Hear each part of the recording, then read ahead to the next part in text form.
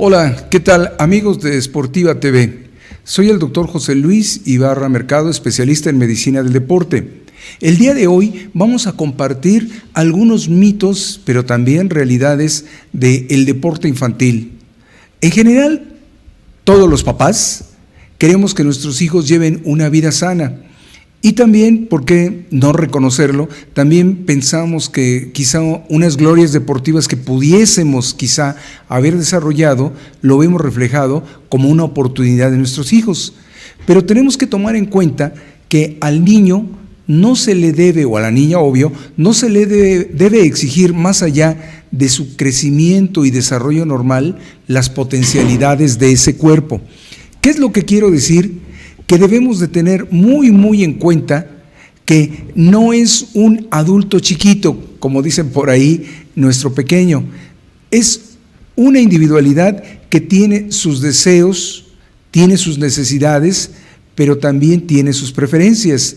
Y quizá en aras de eso, quizá en muchos factores múltiples, la comercialización, ¿por qué no decirlo crudamente, hasta el snobismo de que mi hijo ya está en las fuerzas inferiores de algún deporte, aunque tenga nada más 4 años y no sea lo recomendable?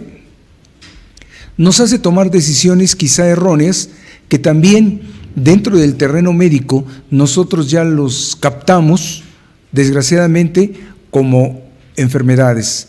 Como ustedes pueden ver en nuestra primera imagen, tenemos chicos que están desarrollando actividades deportivas, pero no propias de su edad.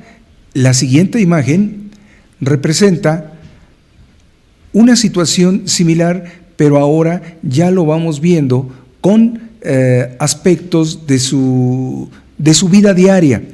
Es muy bueno y yo felicito a los papás, a las mamás, a los hermanos mayores que van inculcándole a nuestros niños, a sus hermanos, a sus hijos, el deseo por la actividad, pero esta debe de ser controlada y supervisada por un profesional de la actividad física para no caer en algunas de las enfermedades o patologías que vamos a ver más adelante. De antemano aclaro que no es una condición general de que, ejemplo, si todas las niñas hacen gimnasta, todas las niñas van a tener esta lesión. Si todos los niños son saltadores, todos van a tener X lesión. No, pero sí hablamos de que hay una prevalencia cuando no se sabe dosificar las cargas por el especialista, el entrenador, el instructor o el profesional que está llevando a cabo esto. Veamos la siguiente imagen en la que, como ustedes pueden apreciar, hablamos de lesiones por sobreuso. Esas lesiones de sobreuso son realmente por fatiga. Muchas de ellas no van a ser debidas a que el chico sufrió un golpe, un traumatismo o fue impactado por otro compañero, sino por ese uso más allá del que corresponde a su edad. La siguiente imagen, ustedes también van a notar que existen grados de crecimiento óseo en nuestros chicos. La primera imagen de la izquierda es la manita de un bebé de 1 año. Como ven, ni siquiera los huesos de la muñeca, llamados del carpo, que son 8, no están totalmente ni siquiera formados. Se puede apreciar claramente. Después tenemos una intermedia de un niño ya un poco mayor y finalmente la imagen de la derecha, donde se ven esos huesos que me estoy refiriendo, están totalmente formados. Es obvio reflexionar que si ni siquiera en estructura estamos preparados para recibir una carga de trabajo, pues obvio es que no va a rendir dividendos y quizá también nos vaya a ocasionar. Al pequeño hay que dejarlo en libertad de su actividad. Quiero puntualizar que esto representa que él haga a libertad, a su libre albedrío, actividades que pueden ser también de fuerza, pueden ser de resistencia, pero a su libre trabajo, no exigiéndoles un rendimiento ya marcado. ¿Por qué? Porque como se ve, pues ni siquiera su estructura está preparada para ello. Vamos a pasar a la siguiente imagen, donde vamos a apreciar que la edad también es importante y las condiciones de la propia naturaleza de los chicos. Puede ser que en un momento nos digan, vamos a decir, un papá que lleva a su chico, es que desde que empezó a hacer X deporte, voy a hablar al aire, básquetbol, sus rodillitas se pusieron como las que están en la imagen a la mitad. Puede ser que ya sea su naturaleza, ya sea su genética. También es factible que en la imagen de la izquierda ya tenga un problema de columna desde su formación y se lo queremos achacar a algo que realmente no lo es. O el clásico problema del famoso pie plano. Los papás vivimos muy angustiados, mi hijo que crezca bien, que no tenga problemas en su desarrollo, darle todo lo necesario. Y quizá aquí me van a dar pama los productores de muchos productos, sobre todo calzado, pero este es un espacio académico, este es un espacio científico que no tiene más que la intención de decir las cosas como son con un referente profesional. El famoso pie plano. En primer lugar, el niño, si desde bebito le pudiéramos marcar su huella, pues tiene el pie plano, porque todavía no está formado su arco de su piecito. Los piecitos de nuestros chiquitos son como el que apreciamos en la imagen que tenemos en pantalla, donde se ve que son, permítanme llamarlos así, gorditos, llenitos, y después van cambiando, pero van cambiando de acuerdo al crecimiento, al desarrollo del chico, y se van formando sus arcos. A veces ahí es donde entra la comercialización. Para que su hijo no tenga pie plano, vamos a hacer esto. Es necesario que todos tengan calzado ortopédico. No necesariamente, no necesariamente. Los chicos tienen su arco bien formado entre los 3 y 6 años. Es una etapa muy adecuada, pero reitero, no demos por hecho que una actividad ya del todo y al 100% les va a ocasionar un problema. Me meto mucho a la situación del pie plano porque efectivamente una buena parte de la población, sobre todo a nivel preescolar, tiene estas alteraciones, pero si de inicio hace una actividad y el chico se descubre que tiene pie plano, no por eso ya vamos a echarle la culpa a esas actividades. Al contrario, la actividad física que los niños llevan en el famoso, los papás y mamitas que me escuchan y tienen sus hijos en preescolar, el famoso club del pie plano, donde aunque no tengan pie plano, se les hace actividades de fortalecimiento, ¿como qué? Como con los deditos arrugar una hoja, con los deditos buscar canicas en un bote con arena, con los deditos toman palos redondos y los transportan, buscan canicas en un arenero, en fin, varias actividades que van fortaleciendo esa bóveda plantar y les van dando beneficios. Ahora, esto es parte del tratamiento, parte del tratamiento del pie plano, pero no está por demás el fortalecimiento de esa bóveda plantar que en el ser humano, por razones obvias de su evolución, más bien ya no usa tanto y no lo usa en las actividades como las que acabo de mencionar. Vamos a pasar a la siguiente imagen, donde ahora lo que observaremos ya van a empezar a ser problemas específicos de algunas condiciones. Hay factores intrínsecos y hay factores extrínsecos. Los intrínsecos son los que van a depender de la propia naturaleza del chico, su genética, su etnia, su condición socioeconómica, su nivel de alimentación, su ritmo de crecimiento, etc. Mientras que los factores extrínsecos serán los que el medio ambiente está influenciando en él. ¿Como cuáles? Una posición inadecuada. Hasta eso es vital tomarlo en cuenta. En otras latitudes es obligatorio llevar la mochila en la espalda, como voy a hacer el movimiento en este momento. Eso nos permite una corrección de postura. El mismo programa de educación física de otras latitudes nos marca ello, porque vamos fomentando una buena postura. Ahora, reitero, como lo dije hace unos momentos, la comercialización, la mercadotecnia, ahora la mochila de moda es la que se cruza a la mitad del tórax, ahora la mochila de moda es la que nada más tiene llantitas, etcétera. No nos van dando elementos que vayan favoreciendo la posición del chico y corrigiendo y educándolo en su postura. Pasemos a la siguiente imagen.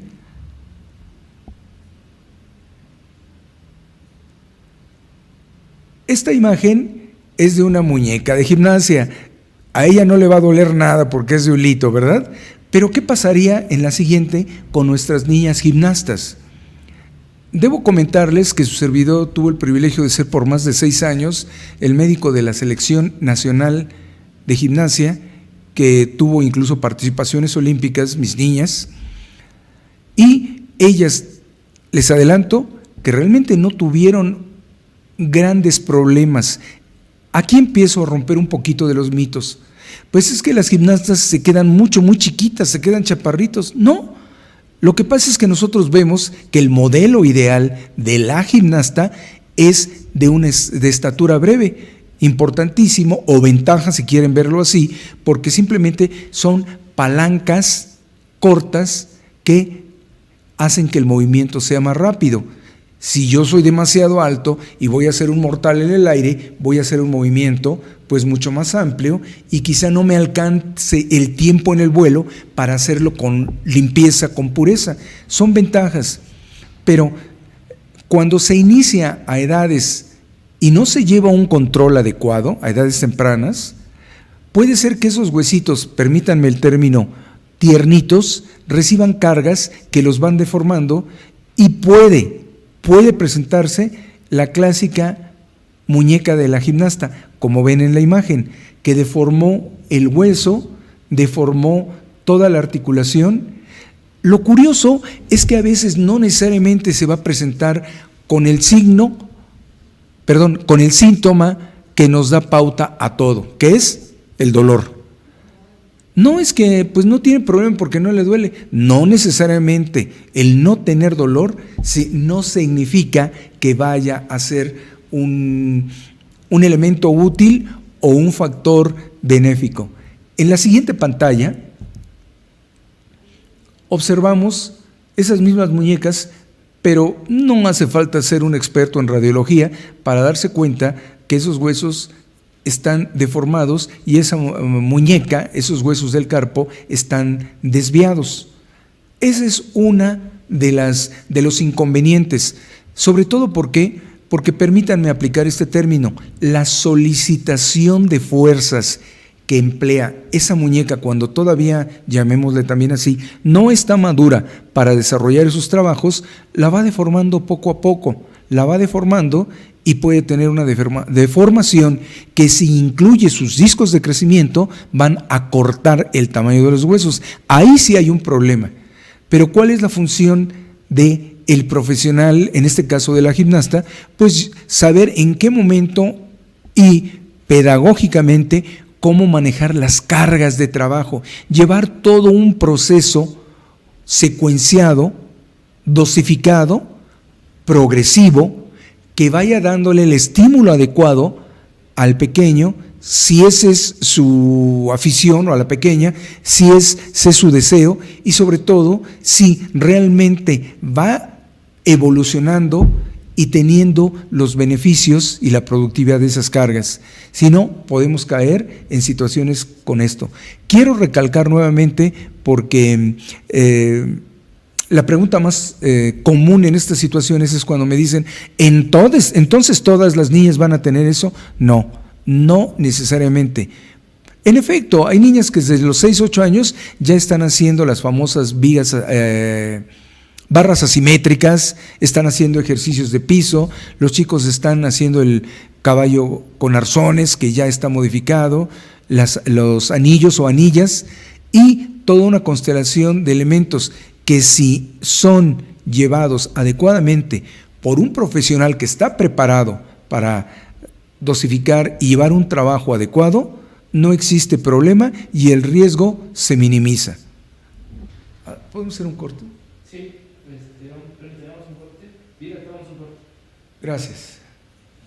Pues ya me cansé.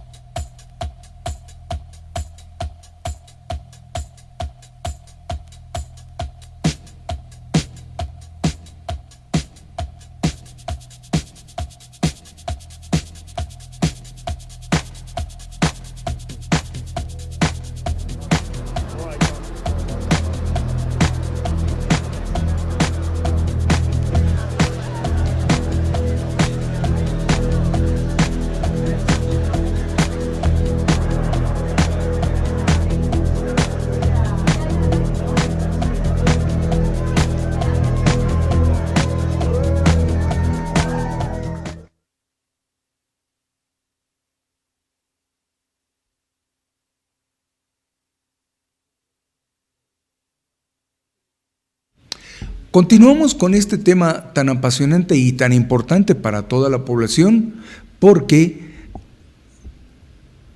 el trabajo, los ejercicios, las cargas de trabajo deben de estar adecuadas, en este caso, a el deporte infantil. Puedo dar una conclusión parcial desde este momento, aunque ya mencioné algo al respecto. Los niños tienen que hacer su trabajo a libre albedrío. Si quieren correr, adelante.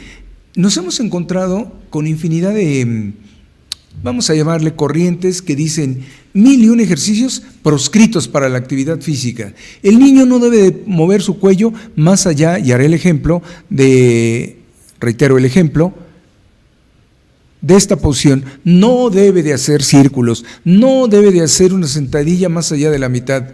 Pero la pregunta de un profesional de las ciencias de la salud diría, ¿y en qué momento se van a estimular esos músculos, esas zonas que no están siendo trabajadas más allá de un rango X de movimiento? Si yo trabajo mi movimiento, ejemplo, de brazo hasta aquí, pues los músculos participarán hasta aquí, pero el resto de esta zona del continente de movilidad, ¿cuándo va a ser estimulada para que pueda tener un tono adecuado en toda la amplitud de su continente articular?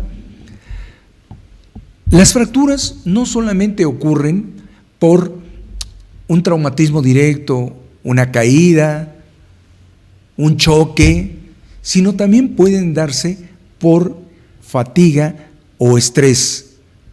Coloquialmente le llamamos fatiga, aunque realmente deberían ser fracturas por estrés. Ahí tenemos en la imagen que nos acompaña la vista de los huesos de la zona de nuestro pie o de la tibia, donde por un trabajo continuo, no bien dosificado, no bien desarrollado, no entendiendo una técnica adecuada, se puede dar una fractura, sobre todo en esos huesos, permítanme otra vez el término, tiernitos, que todavía no están preparados para soportar una carga. En la próxima imagen vamos a observar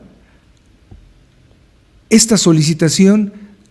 Ustedes ven, o sea, la solicitación de un esfuerzo que nos puede dar una fractura. Esas fracturas que estamos viendo del hueso en todo lo largo, y después se ve en la imagen del lado izquierdo, en el hueso de abajo, en el tercio superior, una línea blanca, eso me está denotando una zona de fractura. Una zona de fractura que, reitero, no necesariamente es un traumatismo, es un trabajo de sobreesfuerzo, y ese sobreesfuerzo, más allá de una sesión, sino repetido por días, meses, años, puede darnos el origen a un problema de este tipo. Pasaremos a la siguiente pantalla, en la que ya encontraremos problemas específicos como la osteocondritis. La osteocondritis no es muy rara en los niños, sobre todo con práctica deportiva muy temprana, no adecuada pedagógicamente, porque recordemos que el elemento educativo debe estar presente siempre en el entrenamiento, y la próxima pantalla nos mostrará que la osteocondritis es una alteración debida a una solicitación de fuerza más allá de la resistencia, en este caso de los huesos del segmento inferior de nuestro cuerpo, o sea, de la cintura para abajo. Podemos observar la próxima pantalla en la que vemos imágenes de niños. No estoy en contra de ninguna de esas disciplinas deportivas que ustedes están viendo. De hecho, su servidor jugó fútbol americano hasta Liga Mayor, pero sí es recomendable que los elementos de impacto no estén presentes en la infancia, definitivamente, pero podemos ocupar otras alternativas. En vez del impacto directo, podemos desarrollar actividades como el famoso tochito flag, en el cual el niño corre, salta, lanza, recibe, cacha. Todo eso en general son los patrones básicos de movimiento de un ser humano que en sus primeras etapas, 6, 7 años y hacia abajo, deben de estar perfectamente, vamos a llamarle así, cursados, aunque no es el término adecuado, pero desarrollados, y el niño, en vez de tener impactos, tiene estímulos que van, valga mi redundancia, a estimular su crecimiento y desarrollo armónico. Todos nacemos con una carga genética. Esa carga genética, hagan de cuenta que es como el programa codificado de nuestro disco duro. Ya desde ese momento, desde el momento de la fecundación y empieza el proceso del desarrollo del embrión, ya está nuestra carga determinada. Ya está el 10, vamos a decirlo así. ¿De qué va a depender que yo llegue al 10?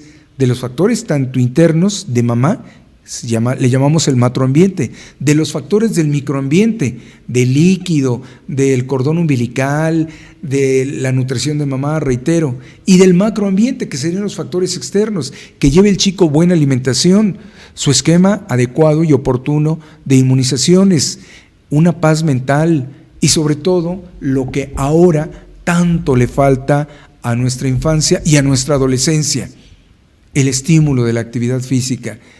Sé que para todos es muy trillado lo que nosotros los adultos mayores hablamos sobre cómo jugábamos, y los chicos nos dicen, pues sí, pero tú hubieras hecho lo mismo si en tu tiempo hubiera habido los videojuegos, el WhatsApp y todo eso. ¿Quién sabe? Pero lo importante es que nosotros teníamos amigos de carne y hueso, teníamos un ambiente afuera para trabajar. Dejaré a un lado lo de la seguridad, bla, bla, bla, que es importante, pero lo que yo quiero marcarles es que la actividad debe de ser adecuada. El niño puede hacer trabajos de fuerza, pero no con sobrecarga, con pesos externos. El niño puede jugar fútbol americano, pero no en impacto todavía. Sus huesos todavía no están preparados para ello. El cuello, los músculos del cuello, esternocleidomastoideos, los paravertebrales cervicales, reflexionaría, están idealmente desarrollados incluso para soportar el peso de un casco. Lo dejamos ahí en incógnita, pero nuestra recomendación de los profesionales de la educación física es no, definitivamente no. Pasemos a nuestra siguiente imagen. Aquí vemos algunas alteraciones de la osteocondritis, que repito, todo se circunscribe a el uso de un hueso, de una articulación que todavía no tiene la madurez, la solidez para desarrollarla. Si nosotros plantamos un pequeño árbol todavía tiernito y en vez de dejarlo crecer vertical, le vamos jalando, vamos a ir con una cuerda hacia un lado, lo más probable es que se vaya a deformar e incluso quizá hasta tenga una fractura en su estructura del tronco.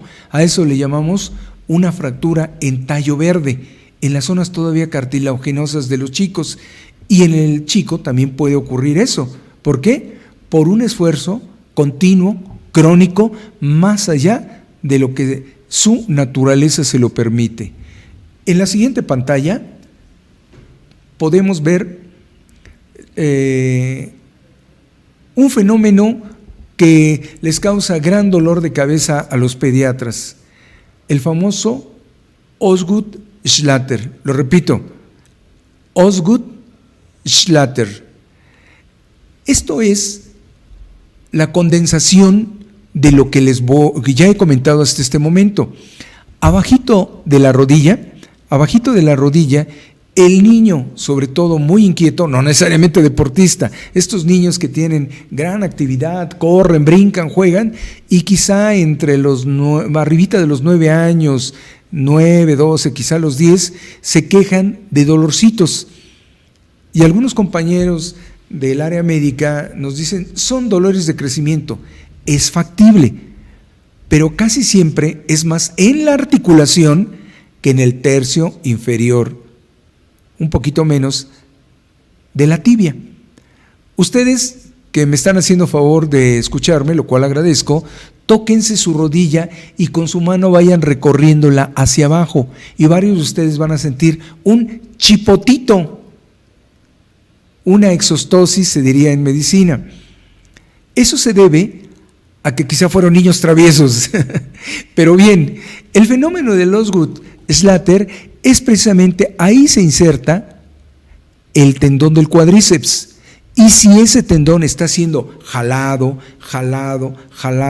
cuando todavía ese hueso, me doy a entender con este término, tiernito, lo seguimos solicitando en fuerzas, se va deformando, y esa deformación inflama el área, y esa área también comprime la bolsa, llamémosla así también, que recubre el hueso, el periósteo, y el niño puede sentir desde algo muy simple como una molestia al tacto, o en la tarde-noche que refiere que le duele, hasta incapacidad total que lo deje encamado.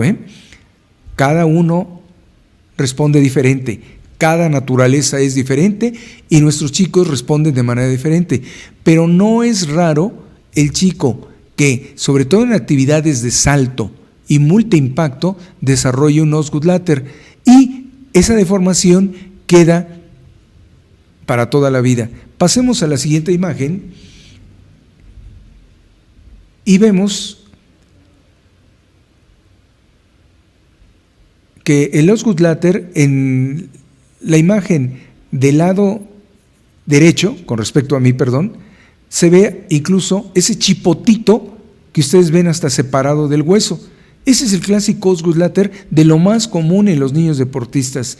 Y en la imagen del lado izquierdo apreciamos ya la deformación como un pequeño chipote, pero afortunadamente todos los cuadros son reversibles. ¿Qué quiero decir? Que en corto tiempo o un poquito más, pueden ser incluso a veces algunas semanas o meses, el cuadro remite y el niño puede seguir con su actividad. Lo que tenemos que esperar es la madurez de esa estructura, de esos elementos, para que ya estén más robustos y puedan hacer esa solicitación de esfuerzos.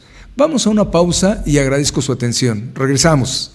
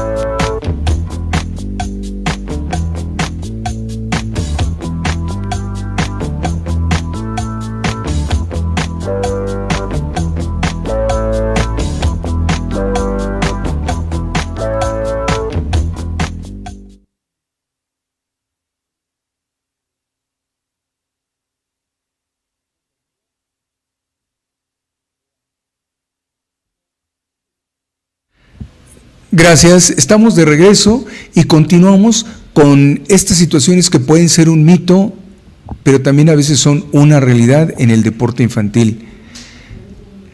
La enfermedad de Sever es, vuelvo a mi término ya muy castroso pero muy real, la solicitación de fuerzas, sobre todo en el hueso calcáneo.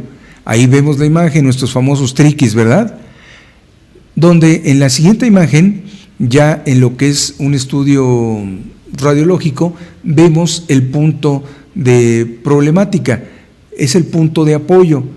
A veces nos perdemos, por eso cuando llega un chico con dolor, un jovencito o un niño con dolor en esa zona, tenemos que ser muy, muy cautos y hacer un interrogatorio profundo, porque puede ser una tendinitis, o sea, la inflamación del tendón, puede ser una alteración de un pie cabo, pero si profundizamos, nos podemos dar cuenta que cuando hay esa solicitación tan reiterada en esta plática por su servidor, nos damos cuenta en un estudio radiográfico que representa también una avulsión. No que quisiera meterme tanto en la terminología médica y voy a tratar de evitarla, pero esa avulsión es como un jalón que va deformando ese punto y, como se ve en ese estudio radiográfico, lo está separando. Se manifiesta por una cojera, un dolor constante y sobre todo cuando se está haciendo el impulso de salto.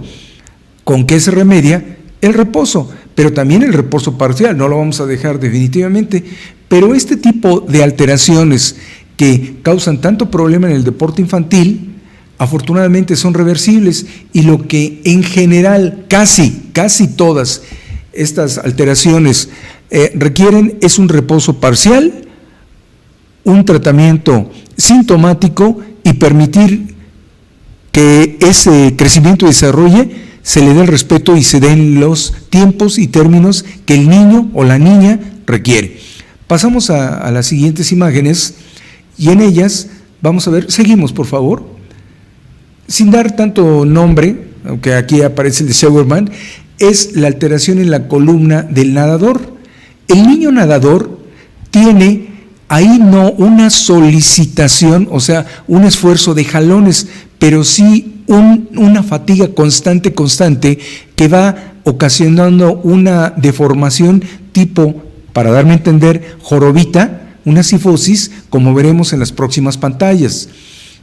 Y cuando se le hace un estudio, se ve esa curvatura. Obvio es que todo el mundo se espanta, pero no hay por qué alarmarse del todo, porque con una higiene postural, con trabajos como los que mencioné de la mochila, que debe de llevar y vuelve a hacer el movimiento en la espalda, y eso nos da una corrección de postura, podemos ir también dando trabajos positivos para que esta famosa enfermedad de Scheuermann se vaya atenuando y desaparezca. Vamos a pasar a otro tipo de… La próxima, por favor, si son tan amables. Gracias. El famoso codo de tenista que hemos oído en adultos y en niños.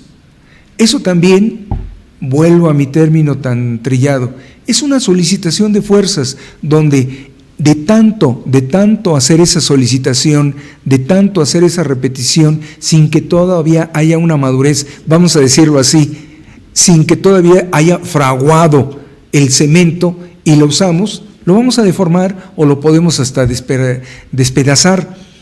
El famoso codo del tenista, que también en el argot de Estados Unidos, porque es una actividad que desarrollan mucho los niños, pero en el aspecto del béisbol, y allá le llaman el codo del niño de ligas pequeñas, porque eso le da más a los lanzadores, ocasiona que en la parte interna del codo, ahí donde se insertan un grupo de tendones de los músculos, se les traccione.